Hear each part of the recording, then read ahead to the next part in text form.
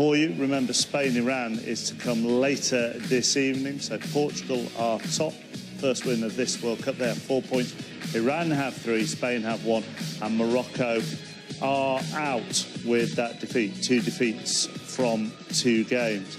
And as we look back at the game, the first few bits of analysis are just going to be chance after chance after chance after chance, starting with Patricio safe. Well, the chances came from set pieces. As mentioned earlier, they couldn't really create anything in open play, but from set pieces, the delivery of Ziyech was absolutely on the money all game, and this header from Belhanda is a good one, and Patricio does well to get down and get that one clear. It was just a chance after chance in terms of set pieces, but a lot of the time it just fell to the wrong person. Well, does it fall to the wrong person?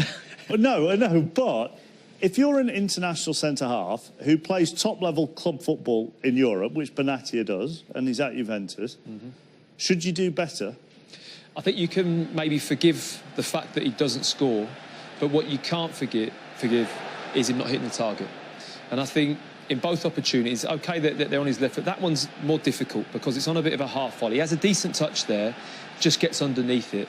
But the second one, after having that as a practice run, just hit the target. He's snatching them a bit. There was a bit of pressure. The Portuguese defenders, the masters at this, are actually just defending the width of the goal, But that one in particular, he gets a good look at it. Perhaps maybe you could question, weaker foot, but get over it. Just hit the target. Even if he scuffs it into the ground, hit it into the ground in one of the corners. Give yourself a chance. Would you be disappointed if you'd done that with those 2 chances? And would you not use it as an excuse, oh, I'm a centre-half? No, I wouldn't use that as an excuse. I'd expect to hit the target.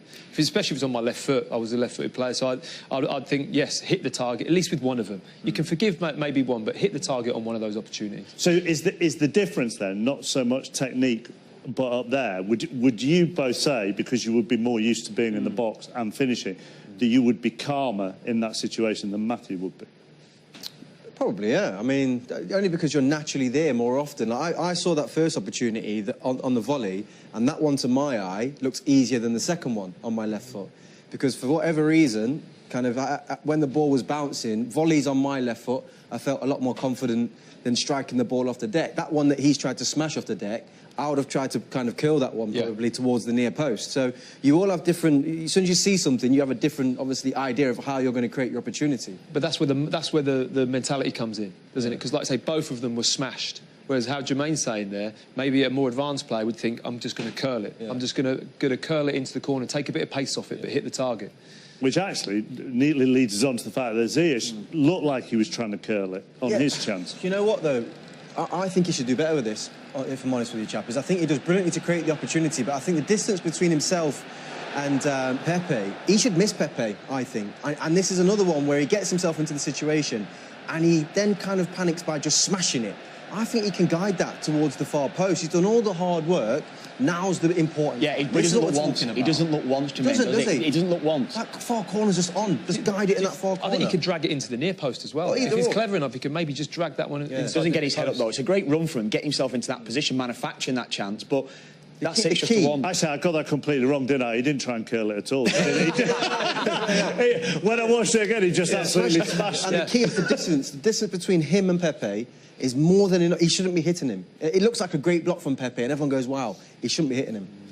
If you were Portugal and you do go through to the next round, do you worry about their left side going into the knockout stages? And Guerreiro, who didn't have a very good season at Borussia Dortmund this season. Without a doubt, chappers. Honestly, I think I'd have serious worries about them anyway, but they've got a mentality where they actually allow teams to come onto them, but particularly that left-hand side Guerreiro. Yeah, we saw him at the Euros when he was a bit of an unknown going into the Euros, and he did really well and actually establishing himself as Portugal's first choice. But it's more from an attacking point of view for him, getting forward, getting beyond. Defensively, Amrabat gave him so much trouble today. He kept on going at him. Physically, he had too much for Guerreiro. And I think even tactically, the positional sense of him, he knew where to go to disrupt Guerreiro. And he struggled all day. That is a real chance to get at Portugal down that left-hand side, yeah. The disappointing thing I felt about that duel is that not at one point did Guerreiro figure him out. It's like he wanted him to go tight to him. He wanted to wrestle him and manhandle him all the time. He did it time and time again. And when you're in that one-on-one duel, like you find yourself out wide there, you have to think about it a bit more. Give it a bit of thought and think, well, how am I going to get on top of him here? And he just kept making the same When mistake. should you figure that out by in a game? Once you do it once. No, see, All right, okay. If I've played left back, played a left-hand side, played left back, if someone does you early, someone does you for pace, or someone does you physically, you have to learn quickly. You have to say, well, I'll tell you what, he's not going to do me for pace again, so I'm going to drop off. Or if he's done me physically, I might be able just to maybe get touch tight with him, but then at least give him a yard. Think, well, have you touched then? What are you going to do? You're not going to be able to beat me for pace. Because Amrabat certainly doesn't have more pace than Guerrero, but he just had he had too much for him today. That was it. Just take a look at the winning goal again. You know what? It's actually, a thing of beauty from Ronaldo's point of view. The fact that this guy does absolutely everything from an attacking point of view brilliantly on the pitch, and just this movement, I just love it. The way that he just kind of draws Da Costa into thinking he's going to make a dart and run towards the near post, and just goes, no, that run's for you, mate, and this one's for me. I know where the ball's going. Lands right on his head, and then that little bit of bravery to stick it in the back of the net. He's an animal in the box. He really is. He's strong, he's physical, his movement.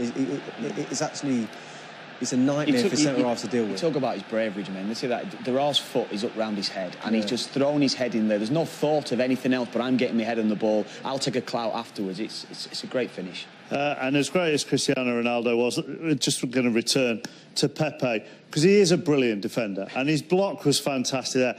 But come on, Kevin, if you were playing it, you would want to clump him, wouldn't you, when he reacts like... I mean, do me a favour. Martin said it in commentary. It is embarrassing. It doesn't look great, certainly on this stage when there's so many people watching the game, there's so many kids watching the game, that you think that's acceptable, because it simply isn't.